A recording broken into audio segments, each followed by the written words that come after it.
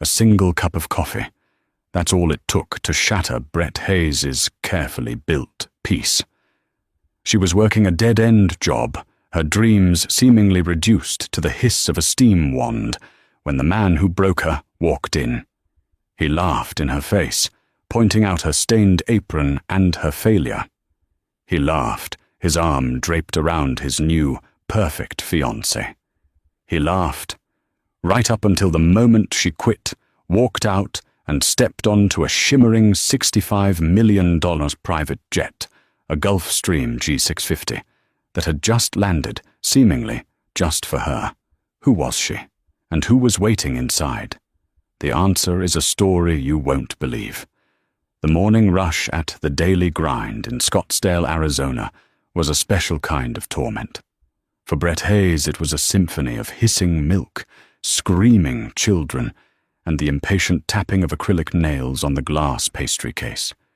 She wiped a stray strand of mousy brown hair from her face, her hands chapped and red beneath the thin latex gloves. The polyester blend polo shirt, a depressing shade of beige, chafed her neck. This was her life now. It was a lie, but it was a convincing one. She was knee-deep in a caramel macchiato order for a demanding woman in yoga pants when the bell above the door chimed. A cold draft, smelling of expensive cologne and entitlement, swept in. A large black coffee, and make it quick. Brett's blood didn't just run cold, it froze, shattering in her veins. She knew that voice. It was a voice that haunted her 3 a.m. nightmares, a voice that had once whispered, "I love you," and then, with the same casual tone, "You'll never be anything without me." She kept her head down, her hands trembling as she grabbed a cup. "That'll be $3.50. A low, cruel chuckle. Well, well, well. Brett Hayes, my God. She looked up. There he was. Julian Vance. He hadn't changed, only amplified. His suit was a sharp, tailored charcoal grey, his watch an unsubtle glint of steel and sapphire, his dark hair perfectly coiffed. And he wasn't alone. A tall, blonde woman, shimmering in a silk dress even at 10 a.m., clung to his arm. This was Chloe, the fiancée she'd only seen on Instagram. "Julian," Brett said, her voice a dry rasp. "I honestly can't believe it," Julian said, his laugh booming, turning the heads of other patrons. He looked at Chloe. "Honey, this is the brilliant artist I told you about, the one who was going to change the world." He turned back to Brett, his eyes raking over her uniform, the apron stained with chocolate syrup.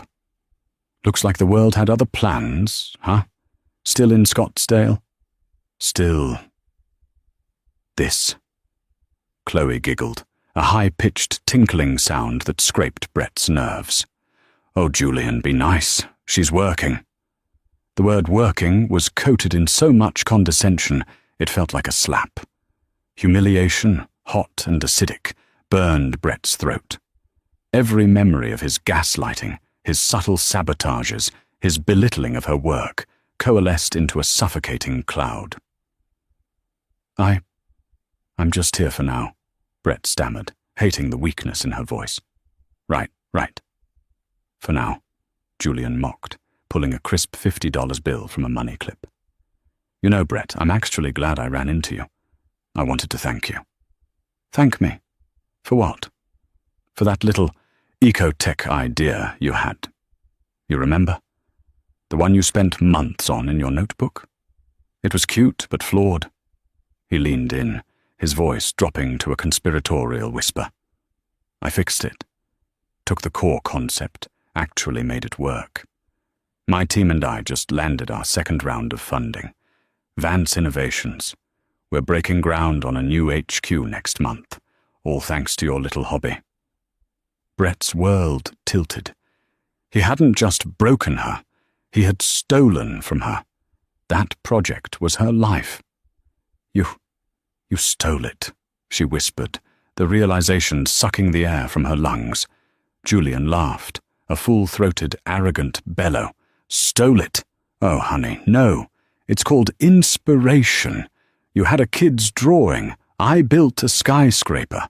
But hey, he gestured to the tip jar. Let me help you out. Keep the change. He dropped the $50 in. Maybe it'll fund your next masterpiece. He turned to leave, his arm around Chloe, both of them snickering. See you around, Brett. Or, probably not.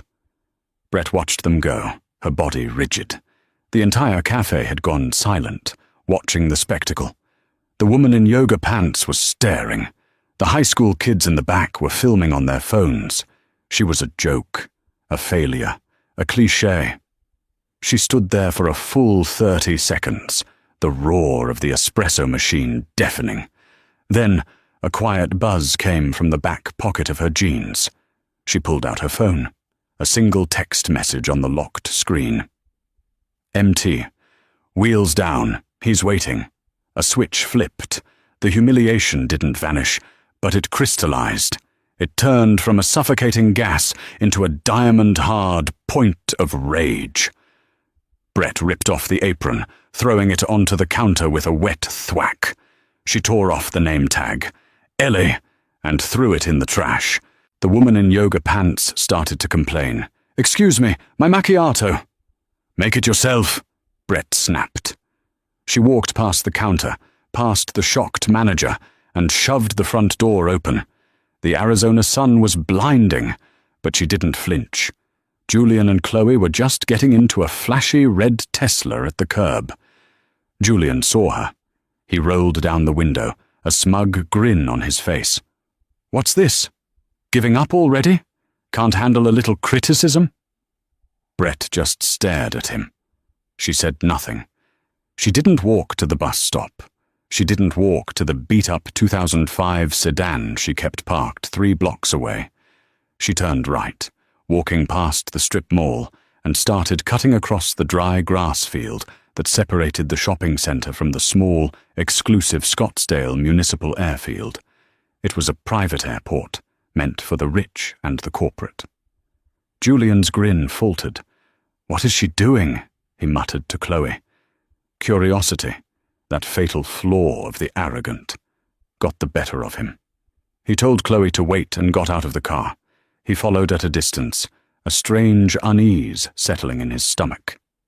Brett walked straight through the private entrance, keying in a code on a side gate. She didn't look like a barista anymore. Her posture had changed. Her head was high.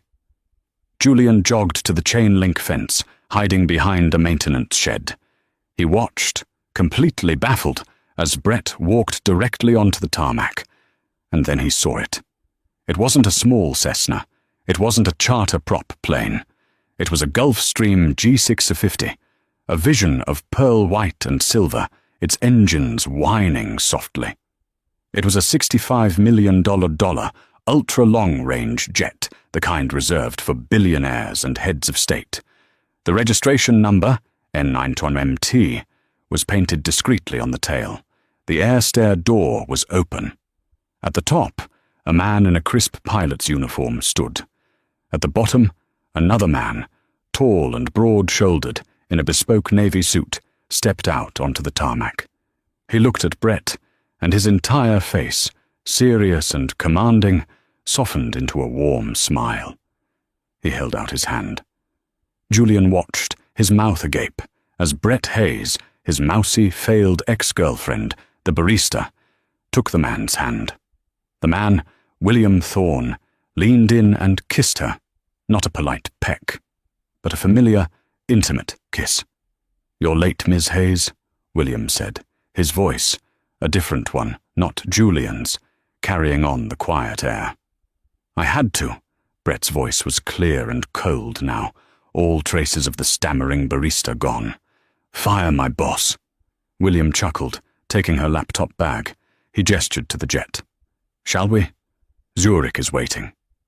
Brett walked up the steps, pausing at the top. She looked back, not at the coffee shop, but directly at the maintenance shed where she knew Julian was hiding.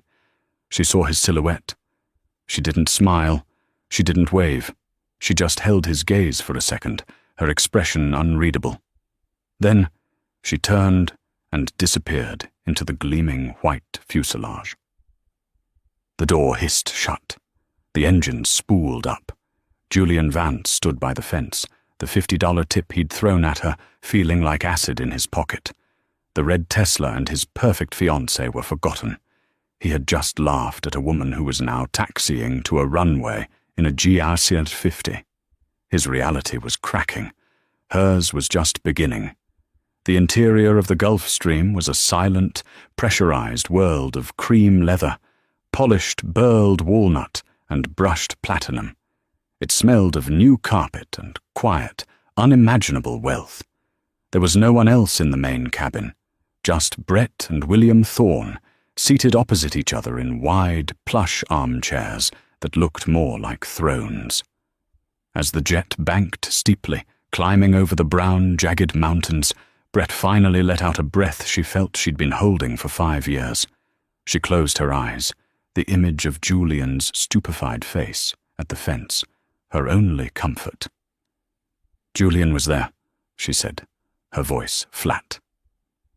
William Thorne, a man in his late 40s with salt and pepper hair and eyes that had seen and calculated everything, stopped reviewing the tablet in his lap. He looked at her, his gaze intense but kind. "At the coffee shop?" Brett nodded, unbuckling her seatbelt as the chime sounded. He brought his fiancée. "He laughed at me, William. He told me he stole my original project. Vance Innovations, he called it." William's expression didn't change, but a muscle in his jaw tightened. "And what did you do?" I let him believe it. A small, bitter smile touched her lips. I let him think he'd won. I let him think he'd broken me. Then I quit and walked out. "Good," William said, his voice a low rumble. "That life is over. The charade is over. That was the last piece of the puzzle, Brett. You needed to go back there, to that town, to that life, one last time. Not for me, but for you. To prove to yourself that it had no more power over you." "Did it?" Brett murmured, looking out the panoramic window at the curving earth. "It still felt violating."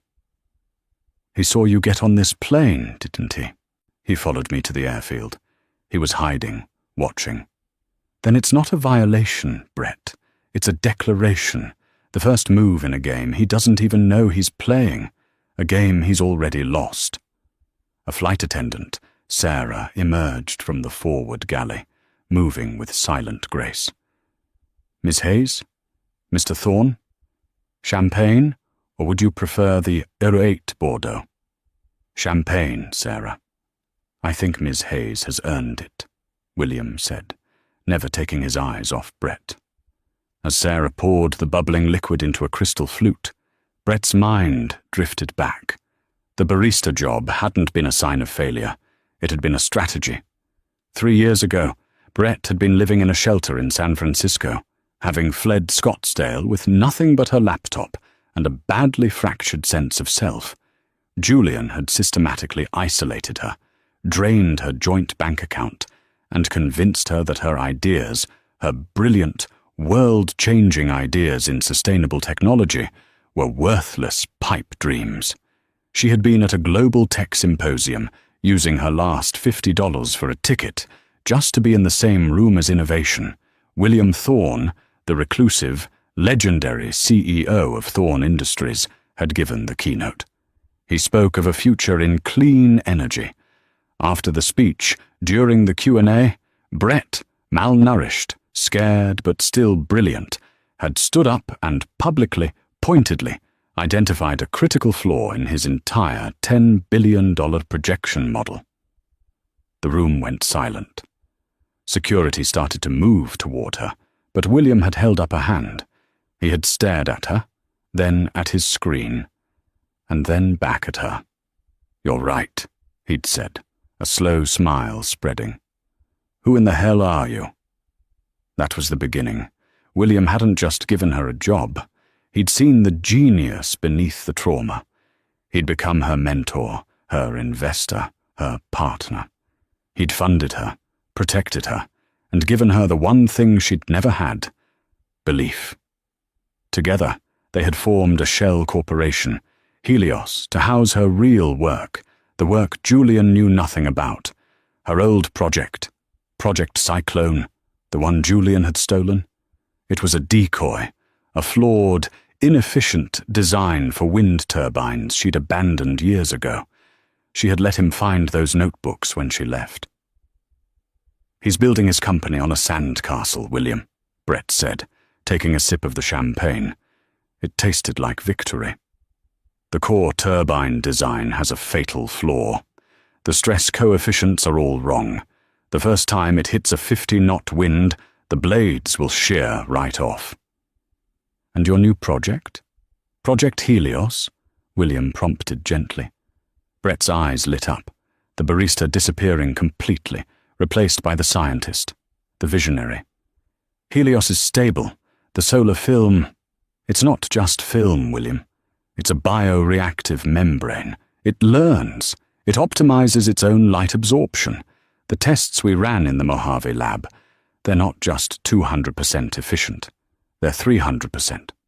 Which, William said, is why we needed the last component. This was the reason for the coffee shop. The final piece of the puzzle wasn't in a lab. It was a person. A retired, disgruntled engineer named Arthur Chen, who had been the original architect of the now-defunct Scottsdale factory that Thorn Industries had just acquired. Chen was the only one who knew the building's deep-level structural secrets.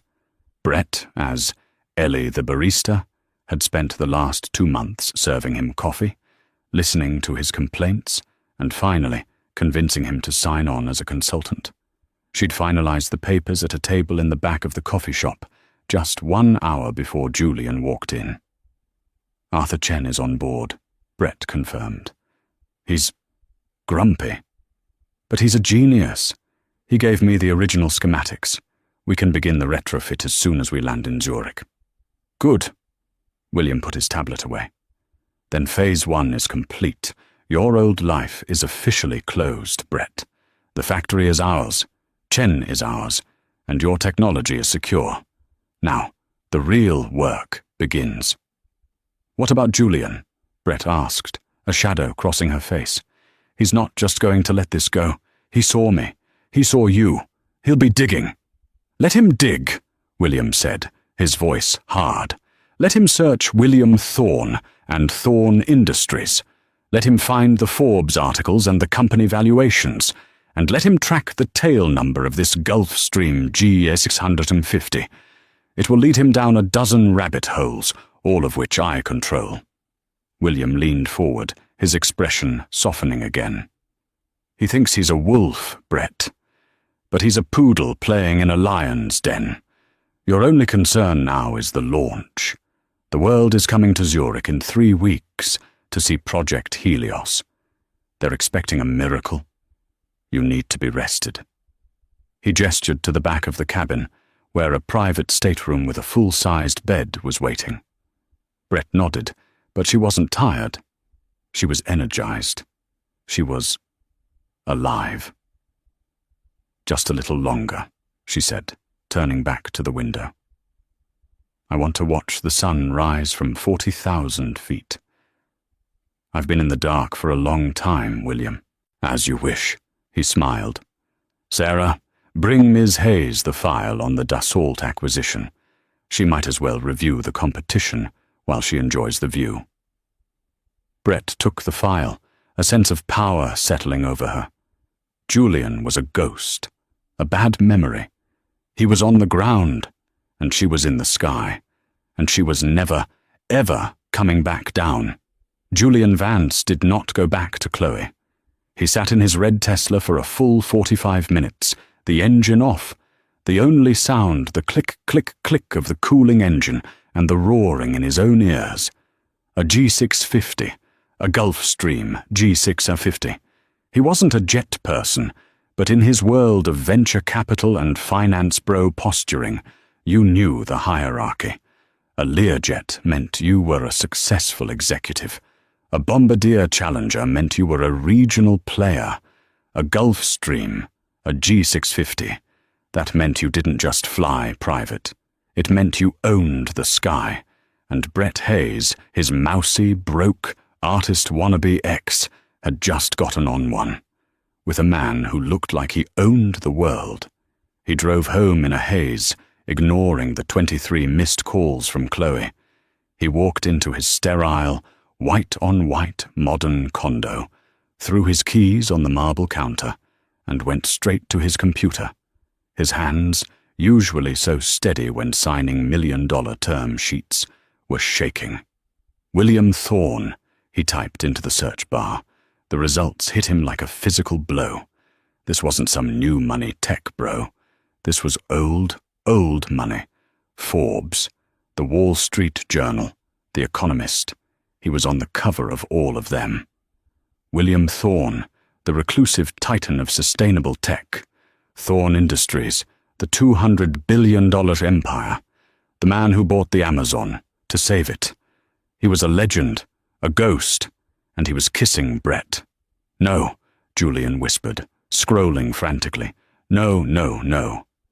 He pulled up the photos from the articles. Thorne at Davos, Thorne with presidents, Thorne on his 300-foot yacht. And not once, in any photo, was there a woman. The articles all called him a confirmed bachelor, intensely private, married to his work. She's a gold digger, Julian spat, relief washing over him. She tricked him. She's his mistress, his thing. This he could understand. This was a narrative that made sense. Brett had always been clever. She must have played him, used her sad, broken bird routine to trap him. And now she was flying around in his jet. A new, darker thought entered his mind. He opened a new tab. Scottsdale Municipal Airfield, private flight tracking. He was smart enough to know you couldn't just look up a flight, but he had friends. He made a call to a buddy in aviation finance. Hey Dave, yeah, it's Julian. Bizarre question for you. I need a tail number run. N91MT. Yeah, that's it. It just left Scottsdale. I don't know, it's a business thing, a competitor. He waited for 10 minutes, pacing his living room, ignoring another incoming call from Chloe. His phone rang. You're kidding me, Dave said, his voice awestruck. Julian, where the hell did you see this plane? Why? Who is it? It's not a who, man. It's a what. N91MT is registered to a shell corporation, which is registered to another one. But the trail ends at Thorne Industries. It's his personal bird, Julian, the Silver Ghost. It's state-of-the-art, custom-built. They say it has military-grade countermeasures. Where did you see it? It doesn't matter, Julian said, his throat dry. Where's it going? That's the crazy part. It's not on a domestic flight plan. The moment it cleared US airspace, it logged a direct route. Zurich, Switzerland. Julian hung up. Zurich. He went back to his desk. He thought about Brett, about her stained apron, and about the project he'd stolen. Vance Innovations, his company, his success. He had fixed her idea. It was working. They were breaking ground. Weren't they? A small, nagging doubt. The investors' last meeting had been tense. The prototype, the one his engineers had built based on Brett's notes, it had been wobbly. The efficiency numbers were lower than he'd projected. He'd blamed it on bad wind and calibration. She was a failed artist, he said to the empty room. I'm a CIO. But the image of her on the steps of the jet, looking back at him, she hadn't looked like a failure. She had looked finished, like she was done with him. This thought, more than the jet, more than the billionaire, was what terrified him. He had loved that she was broken. He had thrived on being the one who was succeeding while she was failing. It had been the core of his identity ever since he left her. What if, he whispered, what if she is part of his company? He started searching again. Thorn Industries' new projects. Thorn Industries' sustainable tech. He found it. A press release from 3 days ago. Thorn Industries announces Project Helios, a new dawn in solar technology. Live demonstration to be unveiled at Global Energy Summit in Zurich. Zurich, where Brett was headed. It can't be, he muttered. She was a wind turbine person. Not solar, he read on. The project was described as revolutionary, a paradigm shift, and headed by a brilliant anonymous scientist. Anonymous. Julian felt the blood drain from his face. He remembered the notebooks. He had found the Project Cyclone books easily, left on her desk. But what about the other notebooks? The ones she always kept locked? The ones she called her real work? He had always assumed they were just poetry. Oh my God, he breathed. What if Cyclone was a decoy? Suddenly, his entire company, his success, his fiancée, his condo, it all felt like a house of cards, a house built on a faulty foundation, a foundation Brett herself had laid. He looked at his phone. Chloe. He finally answered. Julian, where are you?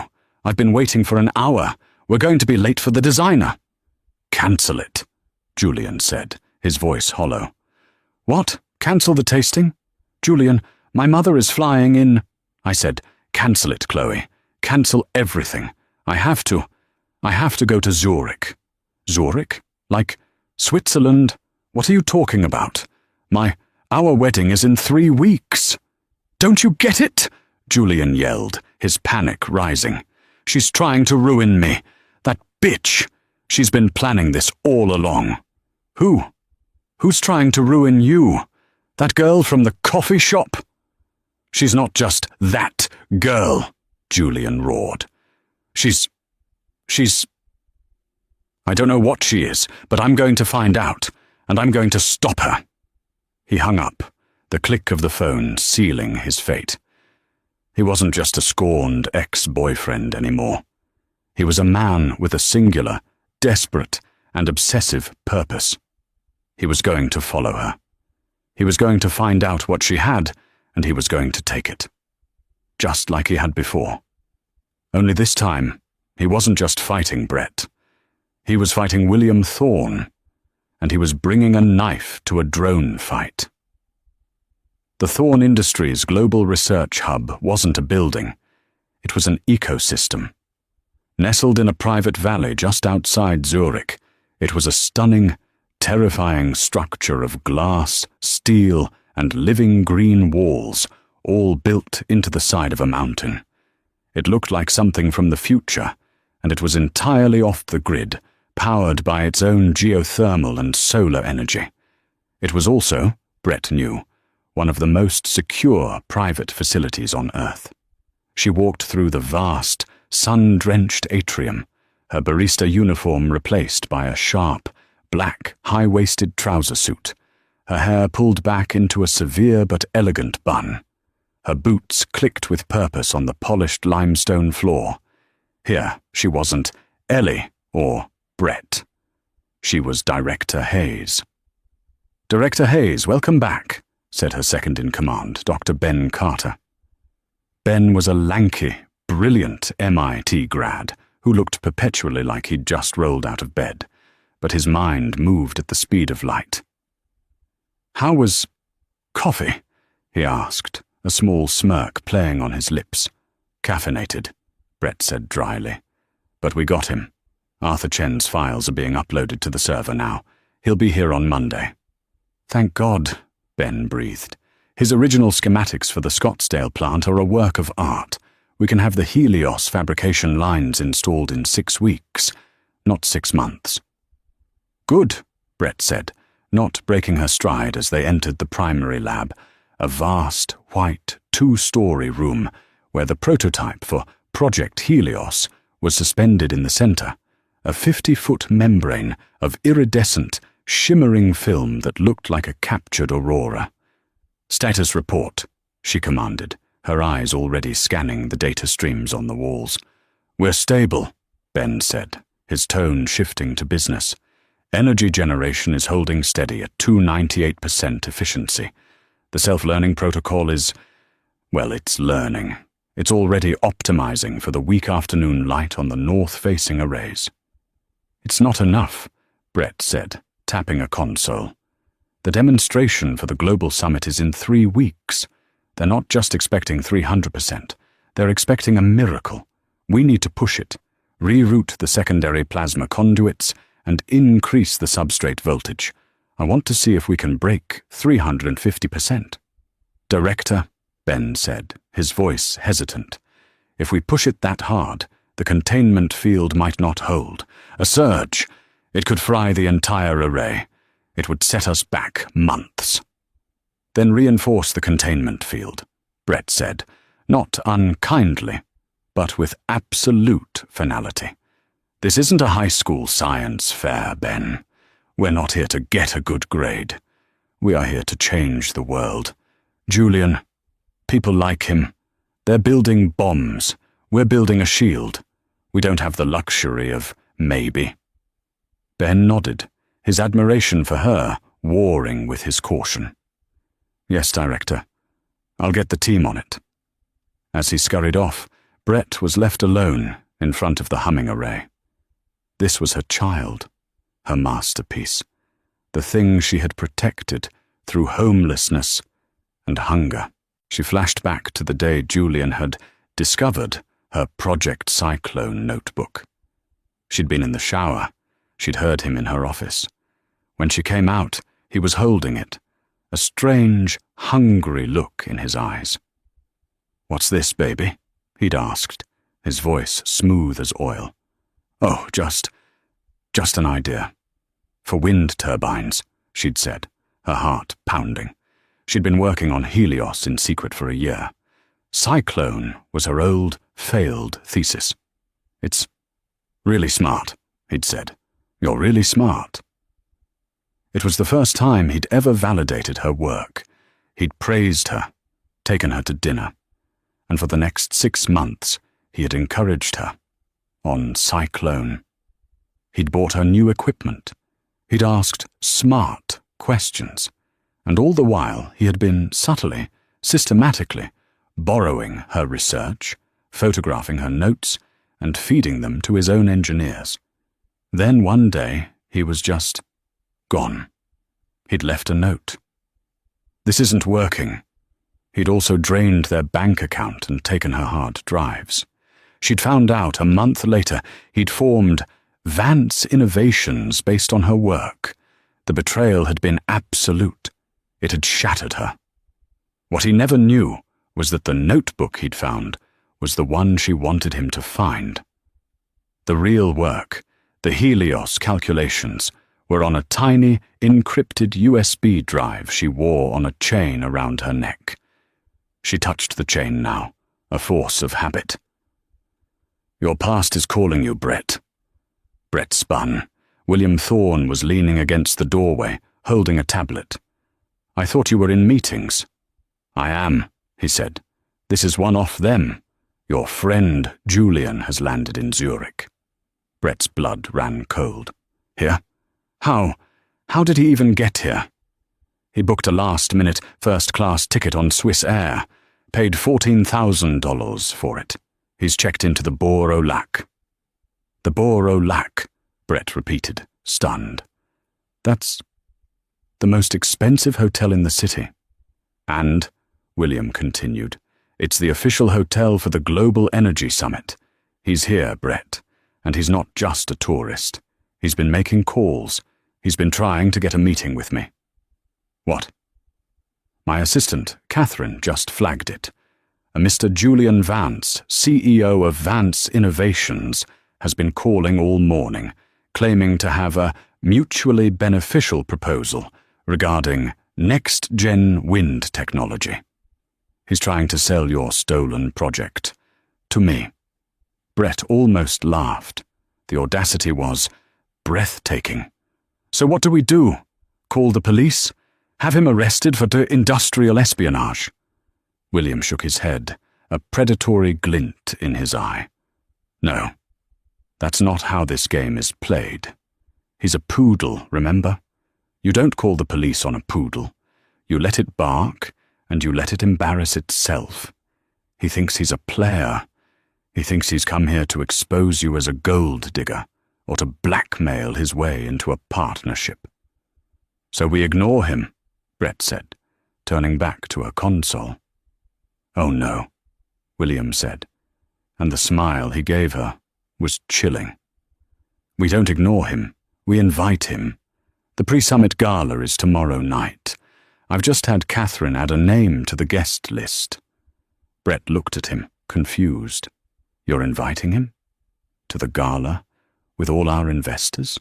Our partners? Are you insane? He wants to see how the big boys play, Brett. Let's show him. Let him see you, not in a barista's uniform, but in a way he can't possibly comprehend. Let him see Project Helios. Let him see you. And then, let's watch him self-destruct. Sometimes, the best way to deal with a ghost from your past is to show him just how dead he really is. Brett processed this. The idea was terrifying and thrilling, to face him not as a victim, but as the director, to let him see, in no uncertain terms, the chasm that now existed between them. All right, William, Brett said, her voice steady. Add him to the list. Let's see what happens when a goldfish swims into a shark tank. One more thing, William said, his tone serious again. The security protocols. Zurich has been compromised. What do you mean? We've detected a data breach. Small. A ping on our outer firewall. It wasn't Julian. This was professional. Someone else is interested in Project Helios. Someone with resources. I've doubled security at the facility and the gala. Stay close to me or Ben. Don't go anywhere alone. Suddenly, the game felt far more dangerous. It wasn't just her arrogant ex. Someone else was in the shadows. I understand, Brett said. Good. Now, he smiled, you have a gala to prepare for. I believe my assistant has arranged for a few options to be sent to your suite. Go. Be brilliant. And Brett? Yes? Pick the red dress. The Zurich Opera House, where Thorn Industries was hosting the pre-summit gala, was a neo-Baroque masterpiece of gold leaf, velvet, and crystal. It was a monument to old-world elegance, and tonight it was filled with new-world power. Billionaires, politicians, energy ministers, and tech titans mingled, their quiet conversations deciding the future of the planet, all while sipping vintage champagne.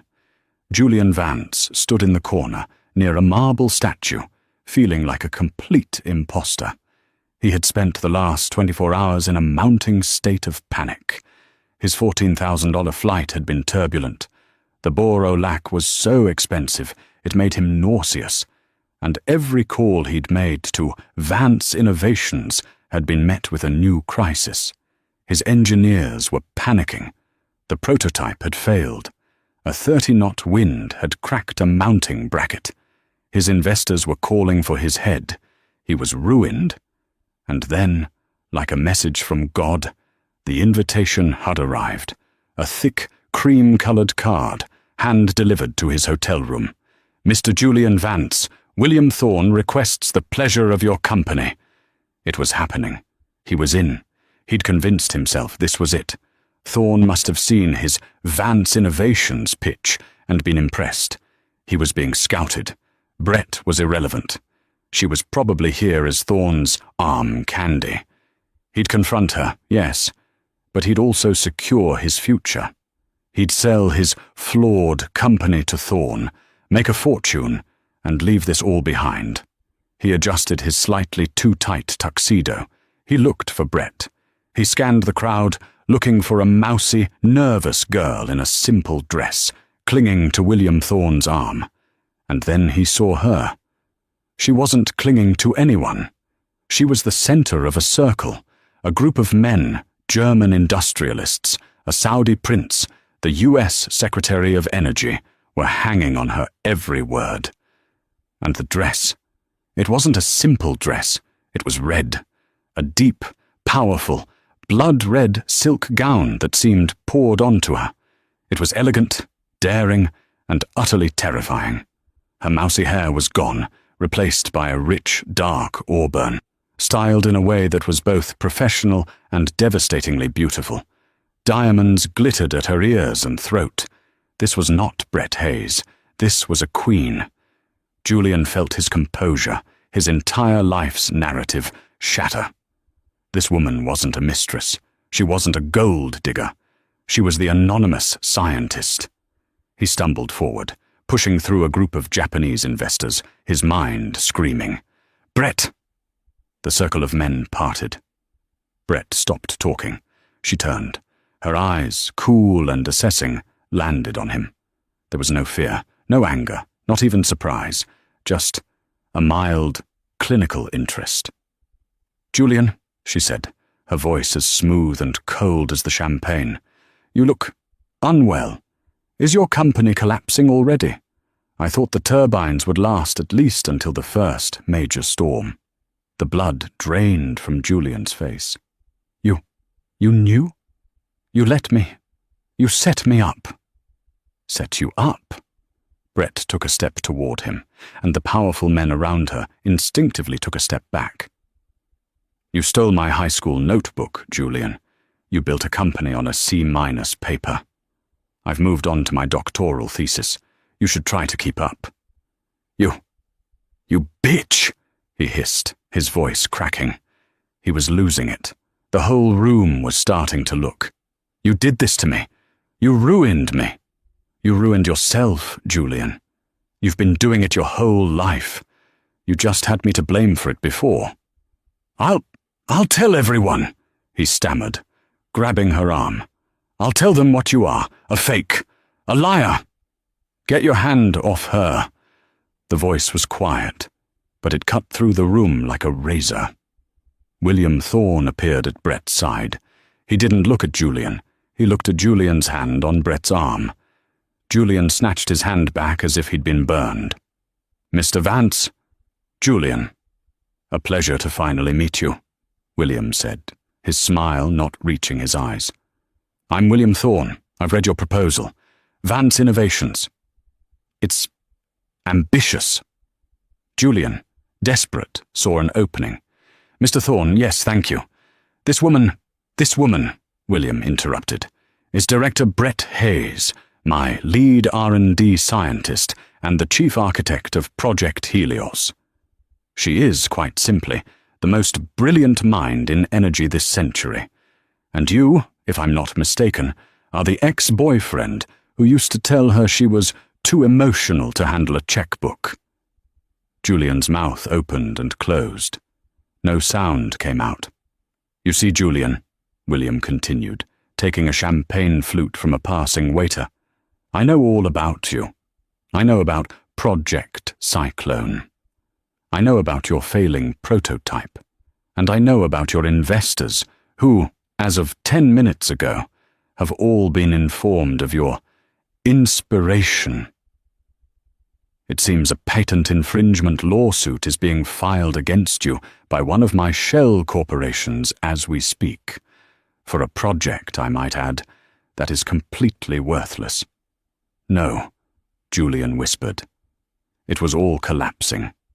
You came here to blackmail us, to sell me a broken toy you stole from the sandbox?" William chuckled. "You're not a shark, Julian. You're not even a goldfish. You're just bait." William raised his glass. Security. Two massive men in subtle earpieces materialized. "Mr. Vance is feeling unwell. Please escort him back to his hotel and see that his things are packed. His flight, back to Scottsdale, has been moved up." "No, you can't!" Julian shouted, as the men took his arms. "Brett, tell them, please! I'm sorry. I'll do anything." Brett just looked at him, her face a mask of cold pity. "Goodbye, Julian." As he was dragged, shouting and kicking, from the opulent ballroom, a new, more urgent crisis was unfolding.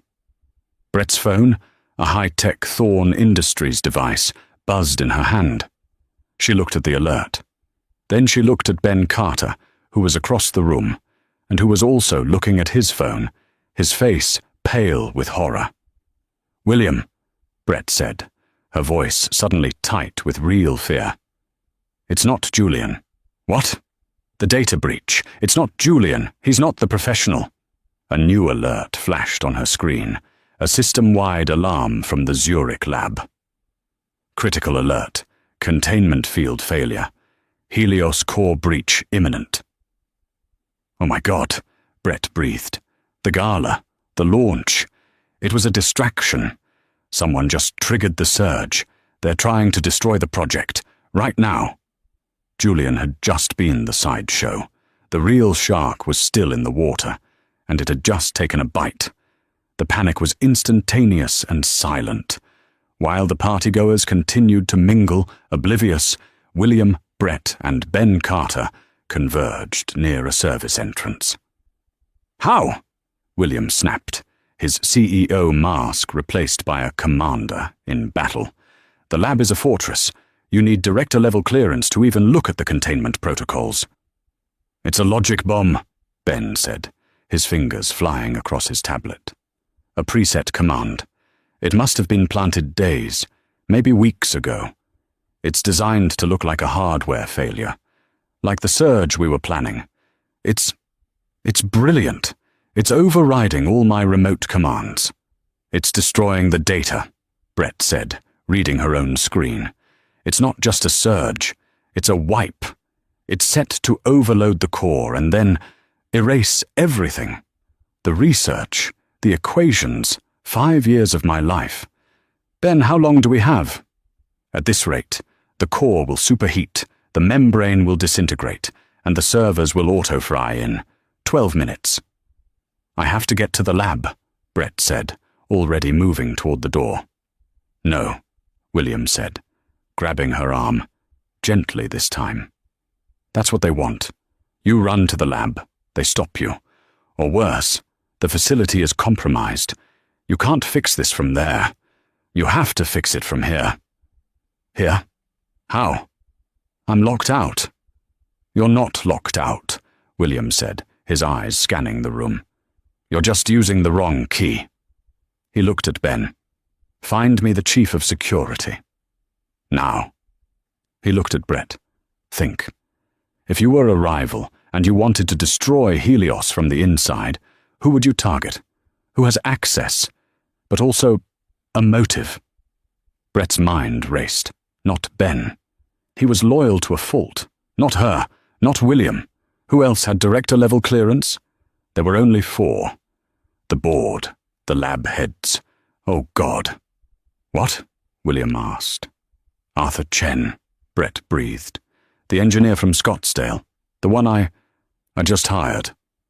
"The grumpy one," William said, his face hardening. "It's too convenient. He was the last piece. He had access to the original schematics, and we just gave him access to the new ones." "But he's not even here," Ben said, returning. "He's in Arizona. He's not due until Monday." "He doesn't have to be," Brett said, her mind connecting the dots. "His credentials are. The logic bomb was activated using his login. He's the mole. Or he's the patsy. Someone stole his access." "It doesn't matter," William said. 10 minutes. Brett, what do you need?" "I need a hard line, a secure node, and I need Julian's laptop." William and Ben both stared at her. "What?" "Think. Julian was trying to sell Vance Innovations. He's a competitor. He must have been contacted by the real rival, the one who's doing this. They were probably using him, just as he was trying to use us. He was a distraction. Yes, but he might also be the key. His laptop. His phone. It's probably got the rival's fingerprints all over it. They'd be arrogant. They'd think he was just a gullible idiot. They might have sent him a file, a proposal. something that contains their own access key. It was a wild, desperate gamble. "Security has his briefcase," Williams said. "They took it when they escorted him out. I'll get it." He vanished. "Ben," Brett commanded, "that service room. Find me a hard line into the building's core network. I need a back door." Ben nodded and ran. Brett was alone for a second. The music, the laughter, it felt like a different universe. 9 minutes. William returned, briefcase in hand. He'd also grabbed a high-spec laptop from the event's tech station. Ben gave a thumbs up from the service closet. The three of them piled into the tiny, dark room. Brett ripped open Julian's briefcase. It was full of Vance Innovations pamphlets and a single encrypted USB drive. "He didn't even use a good one," Brett muttered, plugging it into the laptop. "He's so sloppy." 8 minutes, Ben said, his voice trembling as he worked a tangle of wires. The laptop screen lit up. The drive was full of files. Project Cyclone data, his finances, and a folder labeled Proposal DAC. "DAC," Williams said. "Dassault," Brett said.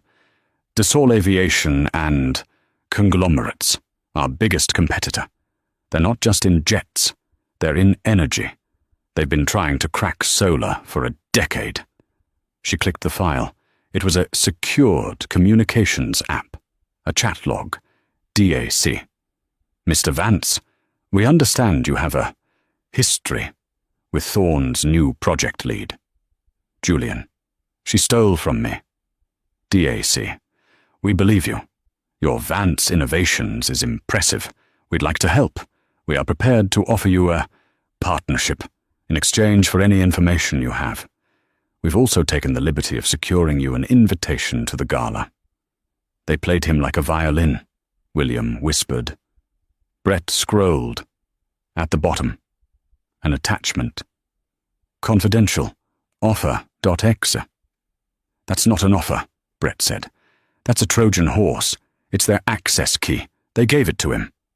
6 minutes, Ben said. "Hardline is open. It's not much. The system is fighting me, but it's a keyhole." "It's all I need," Brett said. She plugged her own secure device into the laptop, slaving it to the hardline. She ripped the key from the Trojan file. Her fingers became a blur, typing in code she hadn't used since her black hat hacking days in college. "They're running a scramble and delete protocol," she narrated, her voice low and intense. "But they were arrogant. The code is sloppy, just like Julian. They built their attack around his profile. They assumed he was the one they had to beat." 5 minutes, Ben said. "The core temp is at 90%. "I'm in," Brett said. "I'm past their firewall. I'm in the lab's root directory." "Brett," Williams said, his hand on her shoulder. "They'll know we're here. The moment you stop the self-destruct, they'll know they've failed. They'll erase their own traces." "Let them," Brett said, her eyes fixed on the lines of code. "I'm not here to catch them. I'm here to save my project." She found the execute command for the logic bomb. It was shielded. She couldn't delete it. "I can't stop it," she said, her heart sinking. 4 minutes, Ben whispered, his voice cracking. "I can't stop it. But I can redirect it." "What?" William asked. "They're using Arthur Chen's credentials. They've framed him perfectly. But their own access key, the one from this file, it leaves a digital signature. I'm going to reassign the kill command," she typed, a new line of code. She wasn't just stopping the self-destruct. She was tying it, irrevocably, to the DAC file. 30 seconds, she said. "I'm rerouting the Fry command. It's not going to the Helios core anymore. It's going back to the sender." "Brett, what are you doing?" William said. "Finishing this," Brett said. "I'm linking the logic bomb to their servers, the ones they use to launch this attack. When this timer hits 0, Project Helios will be fine, but the entire R&D division at Dassault is going to go very, very dark. She hit enter. 0, Ben said. On the screen, Brett's diagnostic of the Zurich lab flashed from critical red to stable green, and on the laptop, the DAC file flickered and then vanished. The chat log, the offer, all of it gone. A moment of absolute silence in the tiny room. Then, from the ballroom, the sound of the orchestra starting a new song. "It's done," Brett said, slumping against the wall, the adrenaline leaving her in a sudden, sickening rush. "It's over." "No," William said, a slow, dangerous smile spreading across his face. He held up his phone. "It's just beginning. My friends at the Wall Street Journal are going to love this. An anonymous tip about a catastrophic data loss at Dassault, right in the middle of a global summit." He looked at Brett, his eyes shining with pure, unadulterated respect. "You didn't just save your project, Brett. You just took your first competitor off the board without ever leaving the party." Brett finally allowed herself a small, shaky smile. "Let's not tell them I used Julian Vance's laptop to do it. My reputation can't take the hit." They walked out of the service closet, back into the light and the music, just as the waiters were bringing out the dessert. The next 24 hours were a blur. The Global Energy Summit was an unmitigated triumph. Brett, standing on the main stage in a sharp, white suit, presented Project Helios to a stunned and ecstatic audience.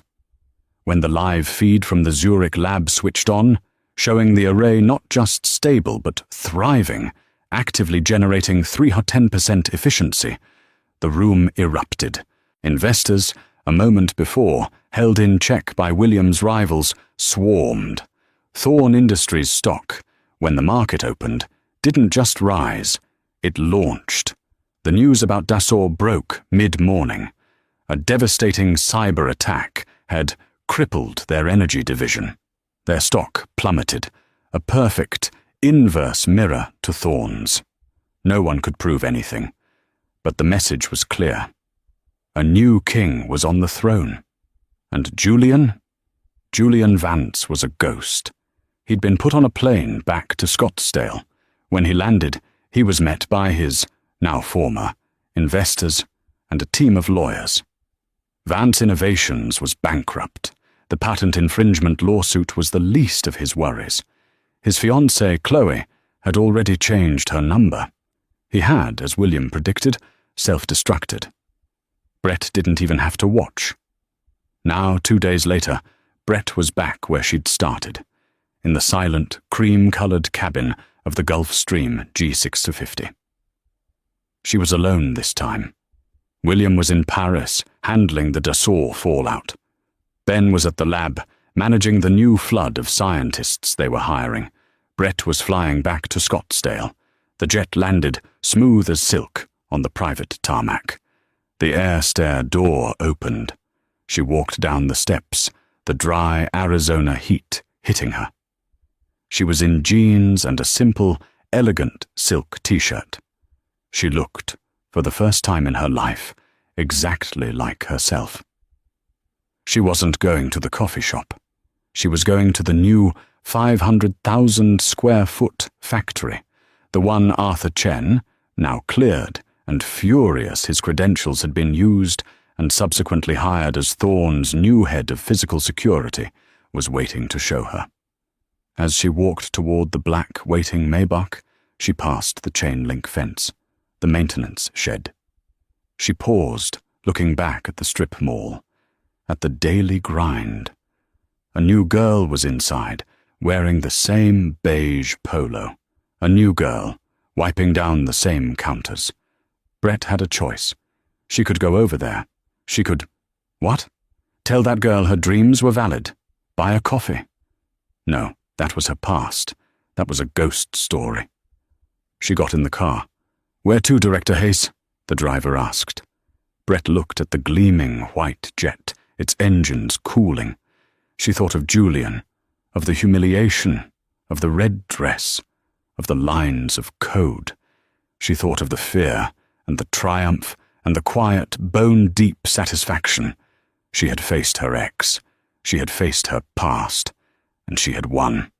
Not by being lucky, not by being saved, but by being smarter. By being better. "Take me to the factory," Brett said, her voice clear and strong. "I want to see my future." As the car pulled away, she didn't look back. She was done with small things. She was ready to build an empire. And this time, she was doing it for herself. And that, right there, is how you turn humiliation into elevation. Brett's story isn't just about a private jet. It's about what happens when you finally realize your own worth. Julian thought he could steal her past, but he never realized she was already building the future. She didn't just get revenge, she got karma.